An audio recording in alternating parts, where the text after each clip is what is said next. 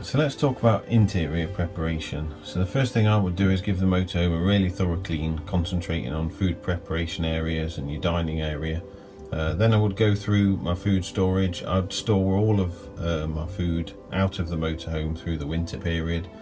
Glass jars and bottles and tins could split if they freeze in the winter, and then when they defrost they're going to make a hell of a mess when they leak everywhere. So go through all your food storage cupboards, give them a good clean, make sure there's no scraps of food in there. I would also store the toaster out of the van as well through the winter period, because that's going to be full of breadcrumbs. And this is all quite important, because even though modern motorhomes are well protected against vermin and insects gaining entry, throughout the winter months they're going to be quite desperate for somewhere to live and somewhere warm and some food. So if they can smell food scraps in your van, they're going to be that bit more persistent trying to get in. Next I will go through the rest of all your storage, looking for anything that's got a dry cell battery in it, like your TV remotes or watches or anything like that, your carbon monoxide sensor and your smoke alarm. All of those things that have got dry cell batteries in, I would remove the dry cell batteries for winter storage, because if the battery goes flat, they're liable to leak and corrode and destroy anything that the battery's in. So just store those separately. Whilst you're going through your storage as well, look for anything valuable. If you do get broken into, or your motorhome gets broken into, you want them to go away empty-handed. The last thing you want is to have your motorhome broken into and you've lost a laptop and a piece of expensive jewellery you forgot about. So try and make sure you get all your valuables out. Moving on to cleaning the fridge.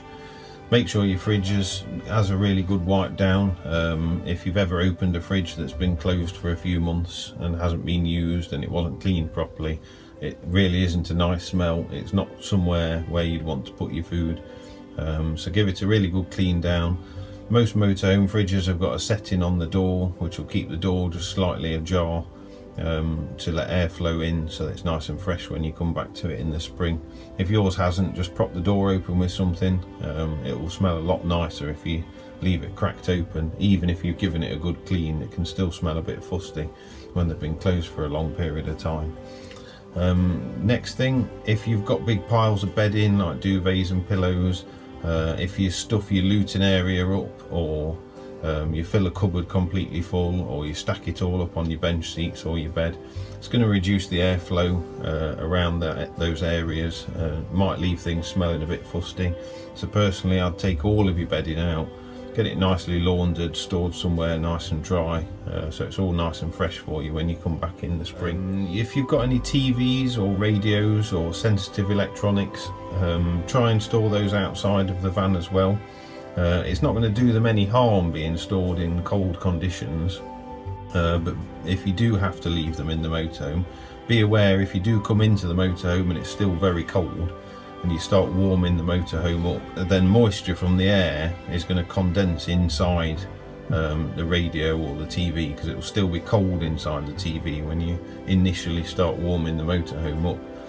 And if that water condenses on the electronics in the TV, if you then plug it in and switch it on, that might be the end of your TV. So if you do have to store them in your motorhome and you come in and it's still quite cold in the motorhome, allow a good 24 hours for your TVs and other sensitive electronics to warm through thoroughly to get the moisture out of them before you attempt to switch them on. The last couple of things, make sure you close all of your blinds, all your roof lights, all your windows, because even though it's winter, the sun's still got enough power in it to damage your fabrics and fade them, and fade your interior boarding, etc. So just make sure you close all your blinds. Last thing, about moisture in the air.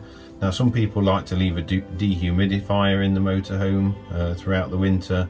Some people leave the heating on very low throughout the entire winter, just a frost protection setting. Now obviously if you haven't got a hookup, or you just don't like leaving your van hooked up, then you could always get some anti-damp crystals, some silica gel, nice big pot of silica gel on the floor, or you get the calcium chloride crystals as well.